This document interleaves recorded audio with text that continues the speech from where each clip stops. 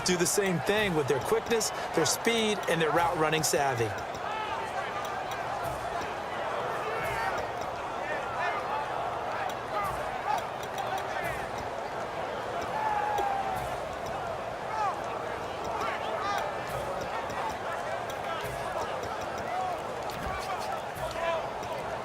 First down and 10 now for the offensive group. Not enough sense of urgency there. Play clock hits 0, 5-yard penalty. Yeah, I like your point there. Not enough sense of urgency. People walking up to the line of scrimmage, you've got to get up there and get set and be ready to go.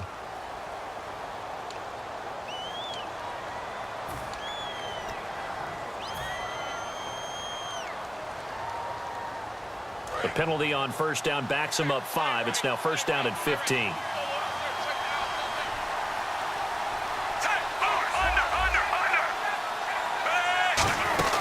Following the penalty, here's Charles. Down to the 25. He'll get 3 of those penalty yards back here, leaving him with a second and 12. I think we know by now that every run is not going to be broken and get all the way to the end zone. But these short ones still have their value. You can still set up your play action and throw the football. You control the clock because you have the ball and they don't. And often the physicality sets the tempo for the game. They run. Charles. It's a gain of a yard, and it'll take us to the end of the first quarter. Back now with Charles Davis. I'm Brandon Gaudin as the Chiefs in possession of the football as we begin the second quarter. They do, however, have a tough 3rd and long coming up.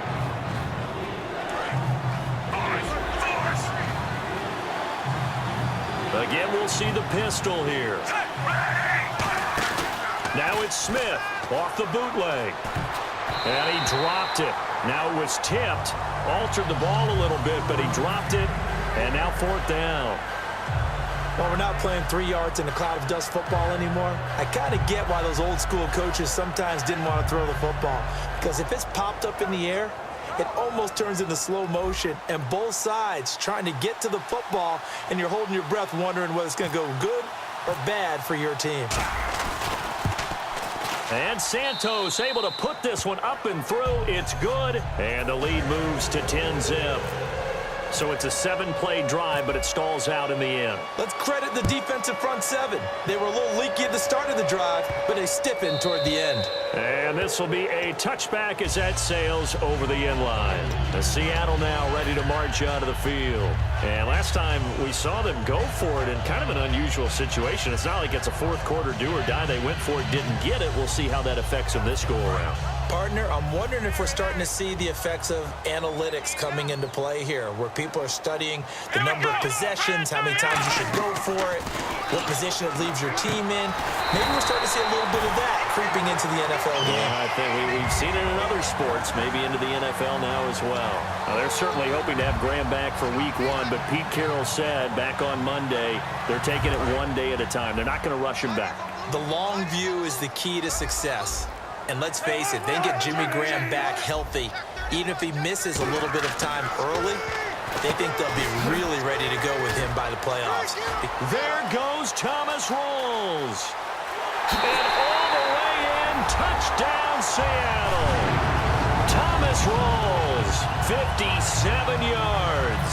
And the Seahawks get the quick strike touchdown. Well, he's used to running it that distance. Here, he had to catch it, too, before making the run. Heck of a play for the score. There's not many things better for an offense than a back who is a complete guy who can run it and catch it. And we just saw him complete a big-time play for a touchdown. This fielded a few yards into the end zone. And the decision to bring it out, a good one, as he's up a yard or two shy of the 30. And the Chiefs now getting set to go. And they're not going to play this conservative, I don't think. They had the field goal last time, and they're up, but they're looking to put a drive in the end zone. Oh, I agree with you totally. No one goes out on the field and says, all right, let's just settle for 3, except in certain situations, trying to ice a game, that sort of deal. Most of the time, it's end zone, and that's what you're thinking, and I believe that's exactly what they're thinking as they begin this one. Yeah, no quarterback ever goes out there saying, hey, let's get 3, right? Not one that I've ever met.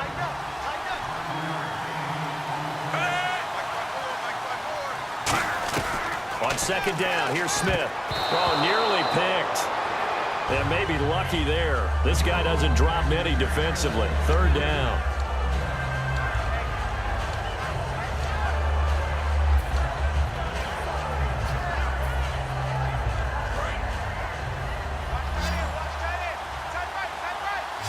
5 receivers in the game, 4 of them to the left side. Back to throw, Smith. He's going to go deep for Conley.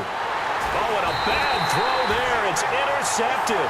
Picked off by the all-pro free safety, Earl Thomas. And Seattle now ready to march onto the field. Last time they were out, they scored. Still trailing here, though, so some work to do. But it's okay in terms of mindset. Because they scored the last time, they're not quite as worried about being down on the scoreboard because now their confidence is a little bit higher. They feel like they've got something going, and they feel like they can attack again and put more points on the board. He rifles one that's intercepted. A great read, and it's picked off. And he will bring it back. It's a pick 6 and a KC touchdown. That was an interception, but on the field, the guys who are picking it off, they're not saying that. What word are they using? It's Oski. And that means catch the ball and go the other way. That's your vernacular. I've never heard anybody say Oski. Ask around. They'll tell you.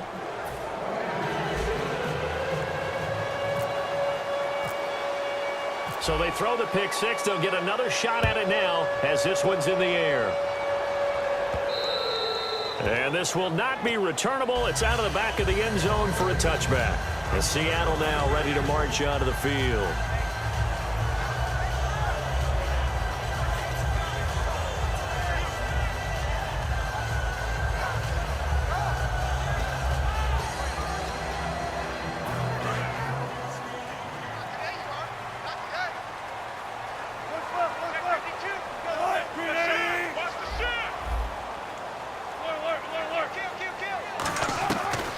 Interception. Here's Wilson. He hits Jermaine Kearse. Give him 9 on the play, and it'll be second and about a yard to go for the first. That was a nicely run slant route, and what the receiver's trying to do is make the defender think he's going upfield for a deeper route and then breaks it off, usually after about 3 to 4 steps, and cuts towards the middle of the field. And now what he's trying to do is use his body to keep the defender away from the football and give the quarterback a really nice target. Wilson, and he'll be hit as he releases it, and that'll fall incomplete. Well, partner, now that the regular season is here, the fantasy football drafts are in the books, but I envy you, my friend, because you don't do fantasy football, so you don't have to watch an angst and cheer for certain players.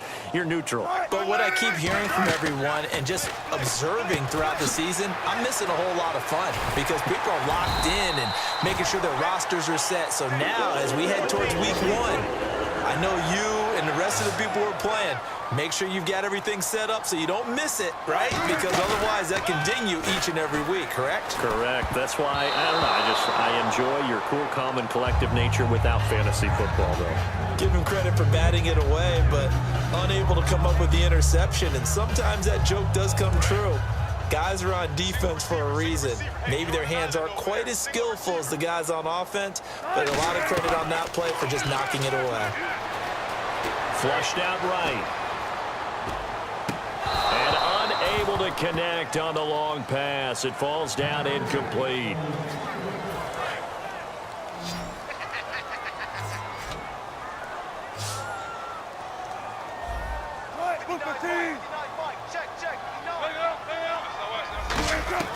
From midfield now, here's Wilson.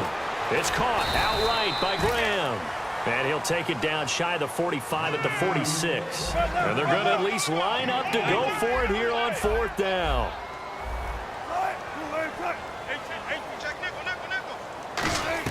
They'll try and throw for it with Wilson. Forced out to his left. He can run for it, and he will.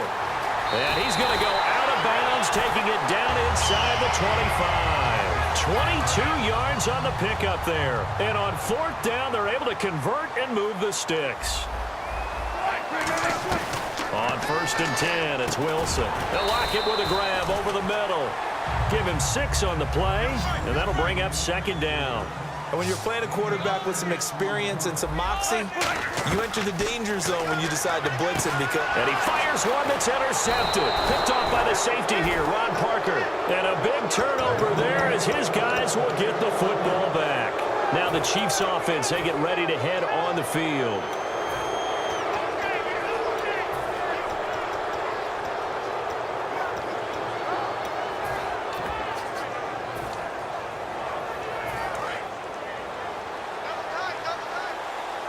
And again here, we'll see the Wildcat. Here we go.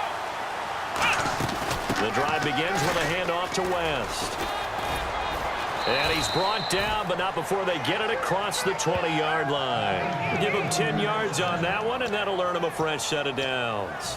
And that run was what a lot of people call an explosive run. Gave them good yardage, solid yardage. They feel good about the whole thing, and they did it behind a 2 tight end set. It's always interesting to watch what offenses want to do with the 2 tight ends. Sometimes they line them up together for a power set. Sometimes they put one on each side of the line of scrimmage to balance things out. No matter what, though, when you see 2 tight ends on the field, your first thought is to think run. In this case, the offense was able to run successfully. He lost 9 there. That's really going to set him back for second down. They come up in an empty set. 4 wide receivers, 1 tight end. To throw is Smith to the sideline, and that is a heck of a catch as he was able to get both feet in. Let's make this one simple. What a catch, especially the finishing part of getting his feet in bounds, toe tapping, and, of course, foot dragging. Little tapestry, if you will. Oh, I like it. Now they'll run it on the toss. And tough going there as he'll only get it up to about the 31. Just a 1-yard pickup there, and it'll be 4th down.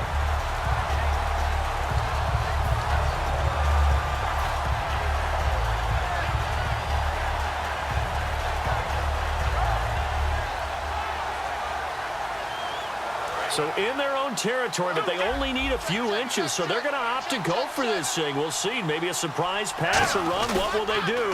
We're about to find out. 4th down. It'll be a pickup of just 2, and they're able to convert here on 4th and inches. Wow, that one took some guts. If this doesn't work, you're handing them incredible field position, but this head coach is undaunted, and he makes the call to go for it, and I'll be darned if they don't get the first down. Smith going to turn and give to Charles. Jamal Charles, nobody in front, past the 20. And all the way in for a Kansas City touchdown. Jamal Charles, 67 yards. And the Chiefs add on to their lead. And there the counter play proves successful for the touchdown. What typically makes a counter play in general successful, Charles? Well, what you're trying to do, Brandon, is to get the team moving in one direction, meaning the defense, get them going in one direction and then wall them off with your blocking and bring it back in the other direction. That way, you don't actually have to punish them with your blocking. You just position them. And if you have any kind of a good back, he'll take full advantage of it and gain good yardage. The Seahawks offense now, they get set to go back to work.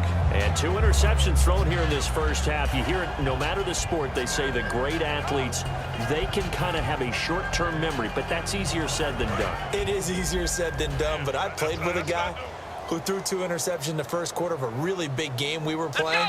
Now here's a defensive timeout called by the Chiefs.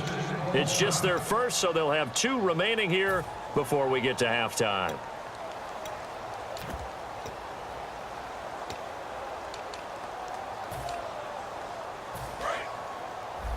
Oh, yeah, I'm coming. Oh, yeah, I'm coming. They go back to the air here after the INT.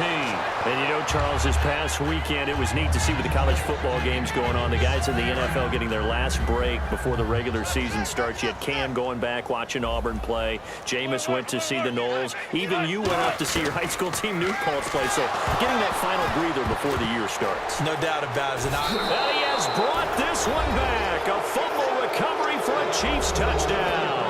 This first half has been a nightmare for that offense. Defense just dominating them. And when you're picking up the ball, picking up their mistakes, and taking it the other way and putting it in the end zone, that's a defense's dream. They're having that type of a game.